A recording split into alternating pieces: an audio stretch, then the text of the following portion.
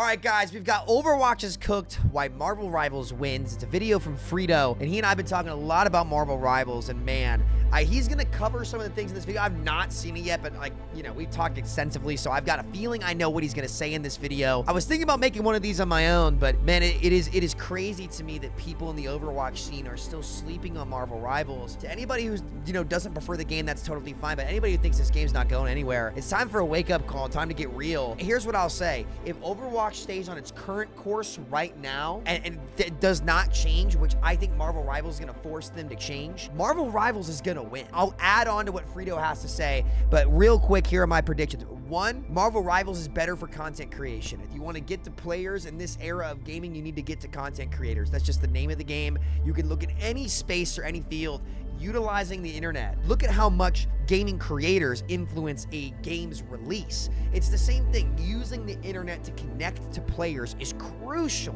Marvel Rivals is going to be a better game to cover than Overwatch. It just is. They're going to release more characters that have bigger brand names at home. They're going to draw players into the hero shooter genre. I'll just be frank with you guys. Overwatch 2's reputation is shit. Amongst casual gamers, it is bad. And so you can go around and watch all the Overwatch content that you want, but the casual gamer knows what Overwatch 2 was. A Bobby Kotick scam and failure. As long as the 2's in that branding, I think they're toast. But Marvel Rivals, and I'm not going to spend this knocking out Overwatch, but like they're going to release more characters with bigger brands that has a wider reach more frequently, which is better for content creators. I'm not going to go into details here, but I can tell you I've been in both the Overwatch creator program at one point and the Marvel creator program now. Marvel is doing things for their creator program that Blizzard has never done. It is game changing, and they are so smart. Their optics and how they set everything up is brilliant to keep creators, to keep people around. Their update cycle is going to be more frequent, and now they're going to be competitors. I'm not sure. We'll see. We'll let Frito get into the video here. I guess yap for 2 minutes. Frito, what you got? We used to say that the only game that could kill Overwatch was Overwatch, but I'm here to tell you today that Marvel Rivals is more of a true sequel to Overwatch 1 than Overwatch 2 is, and that goose is cooked. Overwatch 2 was less of a sequel and more of a free-to-play update, where they launched it before fully explaining that they hacked off half of it and are just continuing on as normal like nothing ever happened. I've been watching Marvel Rivals reviews and have seen some players, and a lot of journalists, surprisingly, who are less dedicated fans of the genre and more journeymen who aren't going to stay to play the multiplayer game anyway, so why does their opinion even matter? I don't know. The major knock against Marvel Rivals is that it does feel like an amped-up mobile game. You can feel the difference in gameplay and responsiveness, especially in movement, as compared to Overwatch, but that's basically where the benefits of Overwatch stop for me. And I've covered the game full time since 2016. Yeah, and I'll be honest, the only thing that Overwatch does better than Marvel Rivals is the game engine. This is not a problem that's going to grow, it's a problem that's going to diminish. And since my last review video, which was more of the first week of impressions, now I've put 40 hours into the game, reached the top few percentiles in ranked, and learned about a third of the hero roster. In my opinion, on Marvel Rivals has strengthened by a lot. The game got deeper and more interesting the more I learned about it. As I started to discover the depth of the individual hero mechanics, and even more blown away by the viable team comp and matchup diversity. Overwatch players have come to Marvel Rivals and have been dominating the ranked ladder, but we, as a collective of veterans of the hero shooter genre, were very wrong on a long list of heroes, and our perception of their performance potential has flipped as players have dedicated to maximize the unique hero kits, as well as the hero band system for the top 3% players. And hero bands, let me say this. I told you guys before this game came out that the things that the Marvel devs are going to do were going to expose old Team 4 for how bad they truly were in Overwatch 1. After playing with an actual ban system, it blows my mind that Kaplan's Team 4 did hero pulls over hero bans. It makes the game so much more enjoyable. And everybody says, well, Marvel Rivals isn't balanced. Wait till they find the broken thing. So many of these things in the game are over the top, and you can ban them in each game. It gives players control and actually forces diversity, allowing for B and even C tier picks to both see play, and sometimes even for bottom tier picks to all of a sudden skyrocket to top tier picks, especially when you consider some of their best counters being pulled out of the hero lineup. It was a consensus opinion that Wolverine was the worst hero in the game by launch, but now he's seen as one of the most oppressive high-ranked characters as he can hard dominate tank lines by himself. The world's best Wolverine has been going viral, similar to when we all saw Seagull show us how to play Genji and Hanzo back in 2016. Iron Man, another hero that people were low on, has risen due to the player base committing to master his kit, as well as his powerful team-up with Hulk, who also has been developed as a top-tier pick in these last weeks. So if you've been playing since launch, a lot of players are like me, realizing just how much more deep and interesting this game is than we originally thought. So if you only put a few amount of hours in and jumped in and were like, well, the hero mechanics aren't as good as Overwatch, so what's the point? Well, the point is you missed the rest of the great bits that come after that. By the way, there's different hero mechanics in Marvel Rivals that are more interesting and more fun than Overwatch, which is crazy to say. I tried to tell you, shitty Overwatch clone, all this. 20 million players in 2 weeks. You may not know why so many dedicated long-term Overwatch players like me are so excited at this new game. The reason is simple. Overwatch came out in 2016, and already by 2018, things started to get out of control with the new hero releases. And at that point, they had what I thought was a clear decision to either lean the game more towards hero bans and decide how they're going to handle the problems of balance and synergies with a strategy that I'll go to explain later. But what they ended up doing is going down the route of role queue and trying to balance the game meticulously to make every single hero competitive with one another. Over time, watering down the game to be more about its base arena shooter fundamentals, which is the result that we get in 5v5. Which surprisingly, and a lot of Overwatch fans don't like it when I say this, but is a very balanced game. But that is why it's also very unpopular with many of the players that want more of a hype experience. They find 5v5 Overwatch 2 boring. Somehow, I found myself devil's advocating for the long list of decisions that Blizzard made towards Overwatch 2. But I never wanted this shit. Why did I get caught holding the bag? I'm the guy who said he wanted hero bans. And he was right. For the devs not to balance. And people forget this. Like, this is why like a lot of 6v6ers give Frito shit. Frito never asked for 5v5. He wanted hero bans. He was so fucking right. Jeff Kaplan and his team were the people very adamantly against hero bans. It's time to swallow the truth pill. Overwatch, as it is right now, is toast. Now, is it going to stay that way? No, it's going to change. It's as if they took my entire playbook, things that both the community and Blizzard basically laughed at the time, and are running it to perfection. No duh, I'm going to like Marvel Rivals. It's everything I had asked for back then. And he's right. I had since given up on because I was told it was an impossibility. No game could act this way, basically. It honestly feels like Marvel Rivals is straight out of the multiverse, another version of Overwatch, where they kept the hero identities unique, allowed them to be bombastic, unbalanced, but kept the game more fun and somehow more competitive now because there's hero bans in the top 3%. Yeah, Overwatch is a huge problem because depending on which patch or hero release you joined the game in, depending on which gameplay you liked the best, there's many versions of Overwatch, some with more tanking and cooldowns, overpowered supports, overpowered snipers, overpowered flankers. There's all manner of possibilities, and lots of different sub-communities within Overwatch think they have the right answer of how to balance the game. And if it isn't balanced that way, it's wrong. And if I've learned anything about hero shooter fan bases over these years, it is that they will never agree. Some like Roadhog, some like Reinhardt, some like Dive Comp, some like Hitscans. These are mutually exclusive ideas, and it's part of the charm and expressiveness and interesting aspects of our game. The diversity of playstyles within the game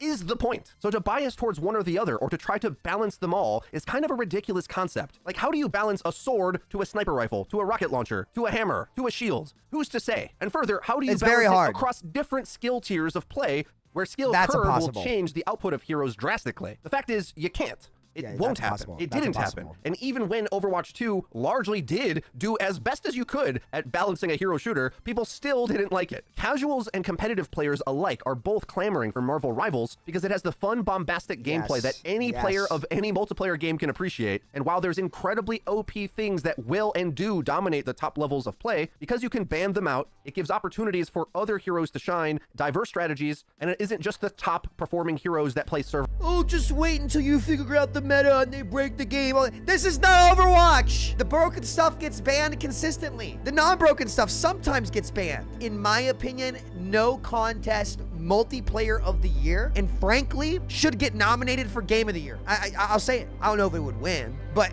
it should be multiplayer of the year for sure. This is the true sequel to the hero shooter genre. Overwatch is TF2, and this game is Overwatch 1. Even I doubted the game at first. I first saw it coming out in May, and I was like, unowned. Oh, this game's gonna suck. Okay. Then, guess what? I got on the alpha, and after 2 hours, I knew immediately. But at the end of the day, the point is we all win. Finally, we win. We aren't getting rug pulled by Bobby Kotick. It's great. Why would any of this be a surprise? I don't know, but believe me when I tell you that me making these arguments back in 2018, I got laughed at. The competitive crowd thought I was an idiot for saying that they shouldn't try to balance the game, which is the message they heard, of course. Tuning is one thing, but expecting balanced win rates and performance is ridiculous. And on the other hand, I had personal private beef with the game director Jeff Kaplan, a man who in public was treated like gaming Jesus, both online and in person, due to his charming personality, but he had some serious blind spots in the way he was directing the game. Listen, I love Jeff Kaplan. It blows my mind that people think that the game went in a good direction under Kaplan. Overwatch post-Brig went downhill consecutively for years. But what's the excuse? PvE never came out. Brig never got adjusted. Cat was doing the hero bands from a lottery raffle. And this game is going to show you just how much of a circus Overwatch has been for years. We later found out, after the trials and tribulations of Overwatch's mismanagement, that they really always wanted to still make an RPG game. They first were trying to make a Diablo game with Overwatch 2, failed at that, but ultimately still wanted to make an MMO again. So for years in Overwatch 1, when I didn't like their decisions and mocked them, calling their game a game that I loved, of course, but the way they managed it, it was like they were trying to make Call of Duty for World of Warcraft players, with both how dumb they made the game and how uncompetitive it was, due to how they bent over backwards to make heroes that were, let's face it, kind of easy. Mercy reworked to be the most powerful hero any game had ever seen, or how they seemingly didn't care that AoE healing and tanking got so strong that you couldn't play damage characters for a good percentage of the game's life. Blizzard RPG devs cared more about the individual hero fantasy, willing to allow heroes to be jack of all trades, master of all in Brigitte, but seemingly wanted to be so much different than League of Legends for some reason that they didn't want to learn from the benefits of picks and bans. And this is indicative of how Blizzard made a lot of decisions. They thought they could split the baby. They thought they were so skilled that they could have the best of all worlds without any downsides. So rather than even try hero bans at any point, they went through an asinine hero pools system where they just banned out some of the roster, or in the Overwatch League had a cat randomly pick them. I wish I was making this up. And no manner of competitive experts from esports or commentators and YouTubers like myself could convince them otherwise. Because we're Blizzard and we know better. We'd rather have a game that we can stream and make good content on every day. Trust me, it's not better to make negative content on games. It's not. I would like to sit here and be like, yo, this game is fire, this is good, and then go in the game and talk shit to other players. Like, I don't want to sit here and flame a game. I feel for Frito here, because, I mean, he and I went back and forth on 5v5 and 6v6 quite a bit, and, you know, he and I both talked about this. It's like, you know, it was all love, and there were a couple things that we both said that we wish we could take back. And we both know that. I wish him the best. And to give Frito credit, like Frito, and I've told you guys have seen me talk about this on stream. That's why I love Frito so much, and I wish it makes me kind of mad when people give him shit from my chat. Frito fought for all of this stuff for Overwatch and got egoed by their dev team for years, laughed out of the room, ridiculed by pro players. And then this shit comes out in a game that should be less serious and less competitive than Overwatch in every way. And yet, because these systems are in the game, it's more competitive. Like, I really feel for Frito, because he has fallen on the sword in a lot of ways, in the same way that I kind of had, and was willing to play the villain role in the Overwatch community to speak my mind, because I thought I was fucking right. For all of these points that we've been making to come true, it's a crazy feeling. So you know what, Frito? Get your sauce in there, brother. Get in there and let them fucking know. You pushed for this shit first. I was neutral on it for years. I didn't really think it was a real solution, and I was wrong. And you were on the money the entire time. So take your well-deserved MFing victory lap, and I hope every single kid in my comment section that was hating on Frito just knows to what degree this man stuck his neck out to make this Overwatch better, to make this genre better, and he was right. And going down the road of hyperfixating on balance really watered down the hero identity and led to a harsher rock, paper, scissors gameplay, which just simply isn't as interesting as what we have in Marvel Rivals. Not even close. Okay, there might be some of you that aren't on board with these arguments, and you don't have to like Marvel Rivals, that's fine, but lots of people do. But let me show you why what seems like a very controversial take when I say don't balance the game is the only way to make these types of games stay fun and work. What do you mean don't balance the game, Frito? Overwatch 1 failed because poor and inadequate balancing. That's what I was told. I read it in my favorite gaming journalist website, Kotaku. Here's a quick play game where I'm trying to learn a melee hero named Magic. I'm trying to combo their Winter Soldier, who's basically Cassidy of this game. He's anti-dive. So I'm giving him precisely the matchup he wants, and I'm getting absolutely rolled over and over. Even when I try to flank past him to get to his supports, he still finds me. I get fed up and say, okay, it's time to freely swap to the best DPS in the game, Hela. I don't really play hit scan like that, but Hela's headshot damage is insane. She outclasses just about every medium I don't think range Hella should get backliner nerfed character. either. Not even Damn. close to balanced, because on top of that, her ult is also insane. She has mobility to escape AC and 130. reposition, and Damn. a stun nade. She is the perfect DPS character. And so many playstyles are automatically null and void with a Hella on the field, able to 2-tap your squishies and work down your tanks even. Hella is the god queen of the Marvel Rivals universe, but there's a chance that a big percentage of the player base won't even find her oppressive because she does require headshots to really get going. And in this game, there's a lot of easy melee flanker kills that are going on, so who's to say that she's going to be more oppressive to your average player than the Iron Fists of the world, who has a durability cooldown and an auto-target melee. That being said, if there wasn't bans, competitive Marvel Rivals would be a joke. It would be terrible, because a few heroes dominate the rest. But thanks to the fact that there is bans, the hero identities are allowed to remain intact, and we're not expecting some intricate numbers game where Punisher's range damage has to change by 5 meters every other patch, and we've got to change Winter Soldier's cooldowns just a little bit so that he can compete up against Hela, and all of them have to somehow be balanced in some perfect harmony, otherwise the player base is going to revolt. That's all nonsense, guys. And if you don't think it's nonsense, why isn't Overwatch 2 deemed the best game in the universe right now? That is... Well, I mean, that's a little bit different. Bans alleviate like 90% of the stress. It's unbelievable how wrong I was on hero ban. Well, I wasn't wrong, how I should have taken a stand. We had other content creators that told them it's just okay, just everything's fine, just do more changes. Just run in a circle and chase a parked car more, just like Fortnite does. Reinvent yourself, change. That's the way to make Overwatch more competitive. And I said nonsense. I'm feeling pretty damn right on everything I had said and the advice I gave for this game so many years ago. Because the problem with expecting balance to solve issues is exactly what Overwatch has dealt with since 2016. Heroes like Widowmaker and Tracer have insane viability based on their skill expression, which isn't a balanceable concept. The irony of this is Jeff Kaplan was against hero bans because he thought it took away player agency. Because if you can ban the character someone wants to play, how is that adding agency to the game? Well, the answer is duh, obvious.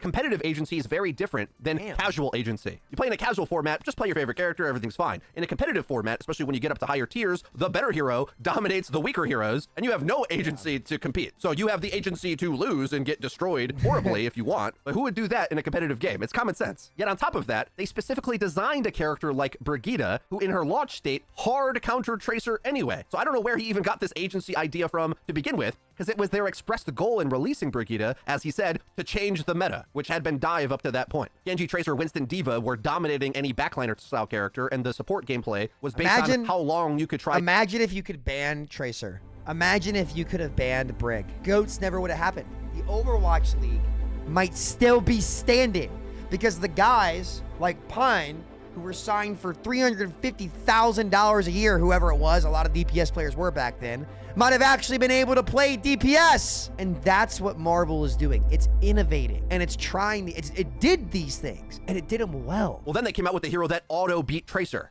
It's kind of ridiculous, guys, because they talked on both ends of their mouth with this and just didn't have the perspective rooted in reality that was required to fix it fast enough. Then before you know it, the years are passing on and we're going down this bad strategy that just gives milquetoast results year after year. And then Marvel Rivals comes out with a completely different philosophy and it blows the gaming community away. As a competitive player myself, do I think a handful of things are overtuned? Yes, of course. But they don't really affect my game in the same way because game to game, there's different bans oftentimes. While the top S tier picks are banned more often, it's diverse enough that I see a rotating cast of characters, which is all I ever wanted from these types of games. I like to see lots of heroes get viability because I don't just want to see the top S tier picks in a mirror match every single game until the next patch comes in. Very simple. And most players tend to want that result, even if they say they do or don't want hero bans. Some just hold the delusion that balance in a free swap format can create that. All right, so hero bans not only saves, but expands this game. It does every positive thing I ever said it would do, and let me explain how it works. The system starts by you simply telling your team what hero you want to play. This has an added benefit of working sort of like a preferred role system, which is also a big part of its genius. You don't waste the assemble your heroes phase of the startup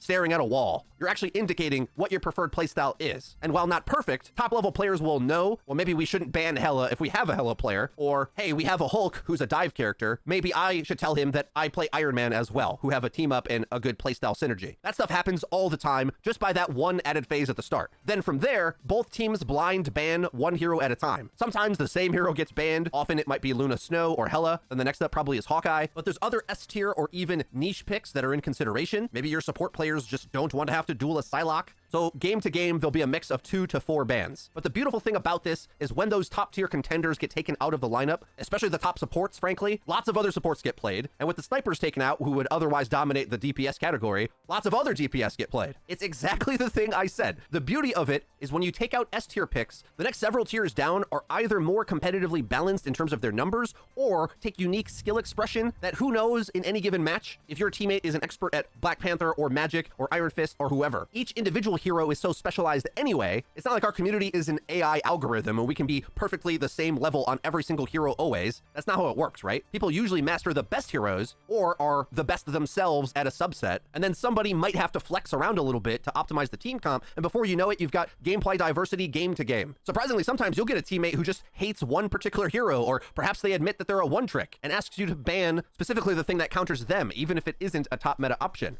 And usually the team complies because we all want to win. Imagine if we had that, rather than the route that Blizzard eventually did go to try to make Symmetra and Torbjorn and Bastion as competitively viable as Genji, Tracer, Widowmaker, Cassidy. It was a bad idea then, it didn't work, it just annoyed everybody, and it didn't help gameplay. See, because here's the thing, it isn't the reworks or the rebalancing or the numbers tuning that mattered, it's a system like this would have saved Overwatch from itself, because it's already saved and expanded Marvel Rivals. Now, it was a little harder at the time to know that Overwatch 1 could have survived without roll queue, because the reality was, those maps and modes were designed for you to get through tight chokes holding the hands of your teammates in order to survive. It sort of felt like trying to get your kindergarten kids to line up in a row. That was just not fun, and thankfully the map design and game modes of Overwatch 2 are better, but it seems to be the consensus that in Marvel Rivals, we do not want to roll queue at all. Not just because of the failures of it and the downsides of queue times, etc. in Overwatch. Already in Marvel Rivals, thanks to the ban system, there's many ways to build team comps anyway. Multi-DPS, multi-support. The only thing that doesn't look too good is multi-tank, because if you play against a good Wolverine, I highly suggest you play less tanks, because he's weaker against most duelists, and with his insane crowd control and percentage-based damage, he just farms up tanks, either by isolating them back into your team or just by face rolling them by walking into them. But in general, 2 tanks are an easier comp to play, but don't be surprised if that Psylocke flank or pressure from Iron Man from miles away pulls even those comps apart as well. Now, I've been trying to assess just how high I am on this game, and if it's reasonable and lasting. So it being a new game certainly matters, but in my opinion, so much of it is already imported in from Overwatch 1 that it doesn't feel entirely new. I've played this game for 8 months. I have probably, I mean, we can check. I've got a couple accounts. Let's see. Marvel Rivals. What's up, Raid Shadow Legends? Don't look at those hours. 800. Jesus Christ. I had 100 hours in the beta. I've got 200 plus hours in Marvel Rivals, okay? Yes, part of the meta develops as more heroes become mastered, and with 33 heroes in a new game all at once, there's a lot to learn. But also, it's the depth of the plays any given hero can make and how nuanced a lot of that is. Granted, Overwatch heroes have gotten more complicated over time, but it's nothing compared to the Marvel Rivals characters, who in comparison kind of feel like they have double the amount of abilities in any given kit. Yep, Not necessarily more buttons, they're all but more crazy options and more depth to how their character's going to interact. A lot of complexity is in these heroes, giving you a lot of opportunity to both master them, but also consider the many, many layers to any engagement. If Overwatch 2 kind of simply boils down to hit your shots, Marvel Rivals is the exact opposite of that, as it almost looks like an MMO PvP type game, more so than a shooter. So when we talk about agency in video games, do I have the agency to force my team to play around a suboptimal hero? Yeah, I could be a jerk, and that's how Overwatch 1 was. But wouldn't it be better if we lived in a world where, thanks to the diminished power of the overall roster, more lower tier picks were more viable? Because I see Hulk get banned a lot in games as well. Because if you don't want to go up against the Iron Man Hulk combo, well, then the tank power goes down a bit. And while Doctor Strange is the best tank in the game, Captain America isn't too bad against him. It isn't like you auto lose the matchup just by selecting him. Melee heroes have a natural advantage over the poke tanks, as they're often more mobile and will rack up more damage at close range. Isn't that interesting? Isn't what I just said? Like, imagine we had that in Overwatch. Think of any meta that was oppressive, and we could say you can go game to game, where the players may want to lean into the meta or the counter meta, and you and your own match-made team of randoms can decide for yourself. Some games will perform badly. I've seen Hela go unbanned and then unchecked by the enemy team, as we all scramble to figure out how to play against this oppressive sniper we forgot to ban. But oh well, that's one game, as opposed to every game being that, which is what a lot of top 500 players feel about Widowmaker in Overwatch 2. And this scratches the surface, guys. I could talk about Rocket Raccoon, who I think is a load of fun, Iron Man, I'm getting into. I like lots and lots of heroes, and the more I play, the more I want to play. The thing I'm loving about Marvel Rivals so much that makes it so much better than Overwatch right now is the layers of depth in a given hero, but also the possibilities for the matchup variety, which you simply don't get in Overwatch. They went an entirely stupid route to try to achieve it and don't come close. I like Overwatch for its gunplay and feel, and that's about it.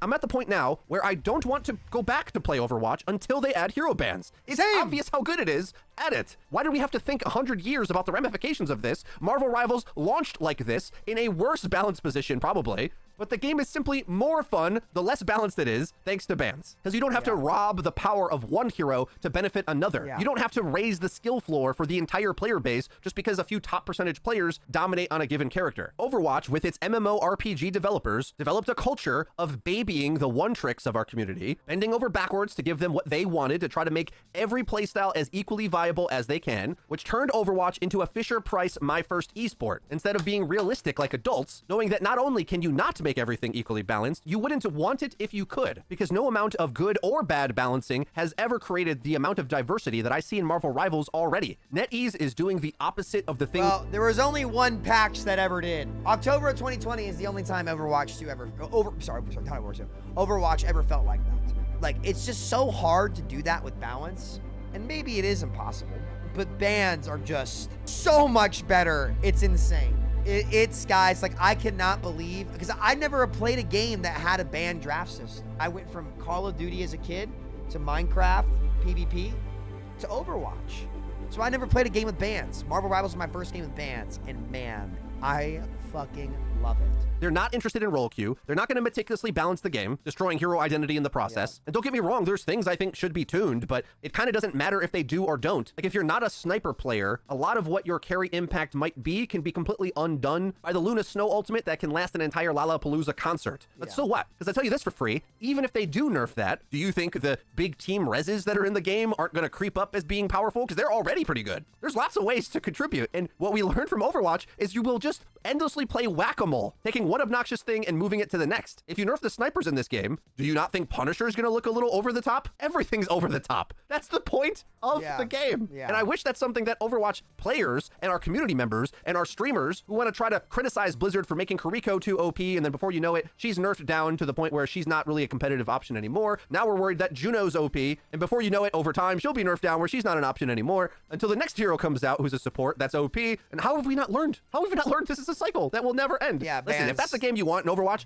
enjoy. We know the results, what that ends up with. If that's how they want to develop the game, I'm out, dog. Marvel's doing the things I had begged and pleaded for the devs to do for years and years, so much so that I gave up on. Overwatch 2 was already in a hole, and now I feel Marvel Rivals came and just put dirt on it and buried them. You don't see Marvel Rivals out here trying to bend over backwards to appease the Wolverine community or the Storm community to make sure they have a equal win rate to the... I'm gonna say it. Fuck the Mercy community. Fuck you guys. Sorry. Psylocke and Hellas of the world. Like, imagine how ridiculous that would be. We would never do that. And fuck K-pop. In a competitive shooter game, would we? No, of course not. Guys, that's everything for today's video. I hope you have a fun and safe New Year's. You can expect a lot more Marvel Rivals content coming to this channel in 2025. And I do hope Blizzard gets its act together, but I owe nothing to this game. I put my heart and soul into Overwatch since its release. We used to have a large, expanded team who got burnt out and left due to the mismanagement of exactly the things I'm talking about in this video. I'm excited to see how this develops. Will Blizzard respond to Marvel Rivals in a big way? I feel like they're just so far behind at this point, and how do they make the next series of 10-odd decisions to revert so many things back? It's just not going to happen, right? Blizzard designs by committee. I just don't see them getting their ducks in a row to being able to compete with the fun factor and strategic depth that Marvel Rivals provides. So I think it's cooked, man. I think it's done. GG's. It was a good run. Guys, let me know your thoughts in the comment section down below. If you enjoyed this video, please be sure to leave it a... I mean, amazing video from Frito, and like he's been so right on some of this shit. Like I can't believe they never listened to him on Hero Bans. I can feel his emotion in this video. I don't want to say falling on deaf ears, but I'm like guys, Overwatch is cooked. It'll have its community, like it'll survive. But it is Overwatch has officially been dethroned. Like I never thought the day would come. I unironically would say that there is a better hero shooter out than Overwatch. I thought every big company was invested in the BR genre or some other games or any of this other shit. Everybody who's hating on Marvel Rivals, think about this for a second. On paper, Marvel Rivals has no business even competing with Overwatch.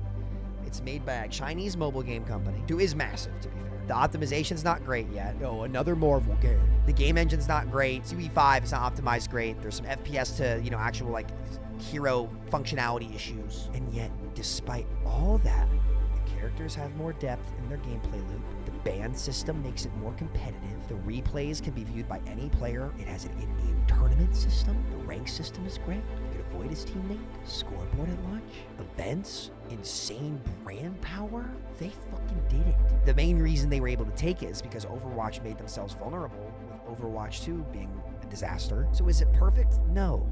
But it doesn't have to be perfect. It just has to be good. It has to do these things right. And they've done it right. The current iteration of Overwatch 2, with all these fucking bullshit-ass passives, 5v5 roll-lock, raid boss tanks, a report system that is the most anti-player, anti-good game environment system I've ever fucking seen. It's a lot of little things, right? It's a lot of little things. Overwatch can make a comeback. It absolutely can. Like, it's a testament to how great Overwatch was. The fact that after all of these disasters, it's still on its feet. Because Overwatch did what no other game had been able to do. Truly, truly a masterpiece. I'm all in on Marvel Rivals. I'm only going to be covering Marvel Rivals. I will not be streaming Overwatch at all until something drastically changes. Goodbye, good riddance. I'm done. Everybody else should be done. This is it. This chance will never come again. I highly encourage anybody who wants to see Overwatch be at its peak to jump ship now.